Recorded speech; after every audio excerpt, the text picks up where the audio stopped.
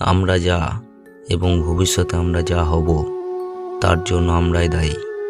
আমাদের নিজেদের মধ্যে শক্তি আছে, আমাদের নিজেদের তৈরি করার জন্য। আমরা এখন যা হয়েছি তা আমাদের অতীতে কর্মের ফল। আমরা ভবিষ্যতে যা হব তা আমাদের বর্তমানে কাজেরই ফল।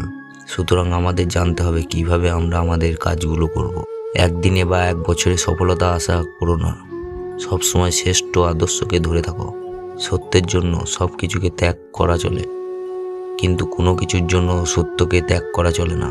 জগতে যদি কিছু পাপ থাকে তবে দুর্বলতাই সেই পাপ। সকল প্রকার দুর্বলতা ত্যাগ করো। দুর্বলতায় মৃত্যু, দুর্বলতায় পাপ। যে মানুষ বলে তার আর শেখার কিছু নেই, সে আসলে মরতে বসেছে।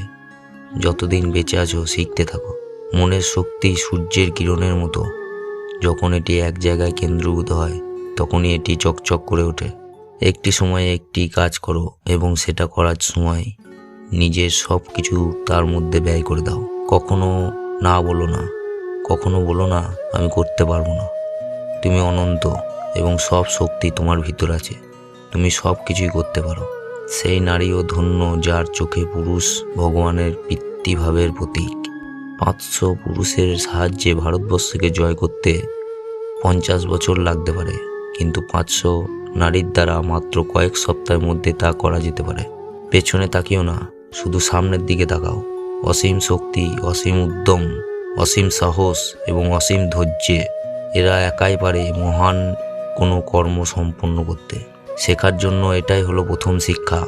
দৃঢ় প্রতিজ্ঞ হও যে বাইরের কোনো কিছুকে অভিশাপ দেবে না, বাইরে কাউকে দোষ দেবে না, কিন্তু উঠে দাঁড়াও, নিজেকে দোষ দাও। তুমি বুঝতে পারবে নিজের ধরে রাখার জন্য এটাই হলো সঠিক পন্থা। জগতে কল্যাণ, স্ত্রী জাতি অবুদয় না হলে সম্ভাবনা নাই। এক পক্ষে পক্ষীর উত্থান সম্ভব নয়। জগতে মায়ের স্থান সকলের উপরে, কারণ মাতৃভাবেই সবচেয়ে বেশি নিঃস্বার্থপরতা শিক্ষা ও প্রয়োগ করা হয়। ভারতীয় নারীদের যে রকম হওয়া উচিত সীতা তার আদর্শ। এ দেশে যত আইন কানুন, যত ভালোবাসা, যত স্মৃতি, সমস্ত মেয়েদের দাবিয়ে রাখার জন্য হয়েছে। গোলামির উপর যে সম্পর্কটা দাঁড়িয়ে আছে সেটা আবার কখনো ভালো হতে পারে। যেখানে মেয়েদের স্বাধীনতা নেই সে জাত কখনো উন্নতি করতে পারে না। 27 থেকে 45 বছর বয়সে মহিলারা সাধারণত সেক্সের তাড়নায় পাগল হয়ে যায়। বিবাহিত হলে স্বামীর প্রতি অত্যাধিক কামশক্তি হয়ে পড়ার বিষয়টি এই সময় বেশি দেখা যায়। পুরুষদের ক্ষেত্রে কিন্তু বিষয়টি অন্য।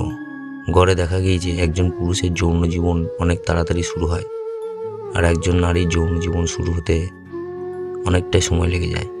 ভারতের যা সমাজ ব্যবস্থা সেক্ষেত্রে এই কথাটি আরও বেশি প্রযোজ্য। তাই পুরুষের চাহিদা ফুরিয়ে যায় দ্রুত, কিন্তু নারীর চাহিদা অনেক দিন পর্যন্ত থাকে। একটা সময়ের পর সে পাগল হয়ে যায় যৌন চাহিদা পূরণের তাগিদে। আজ এই পর্যন্তই। আপনাদের এই ভিডিও কথাগুলি শুনে যদি ভালো লেগে থাকে তাহলে ভিডিওটিতে একটি লাইক, শেয়ার, কমেন্ট করে পাশে থাকবেন, এবং এই চ্যানেলে যারা নতুন আছেন বা এই ভিডিওটি যারা নতুন দেখছেন তারা এই চ্যানেলটিতে সাবস্ক্রাইব করে পাশে থাকবেন। ধন্যবাদ, সকলে ভালো থাকবেন।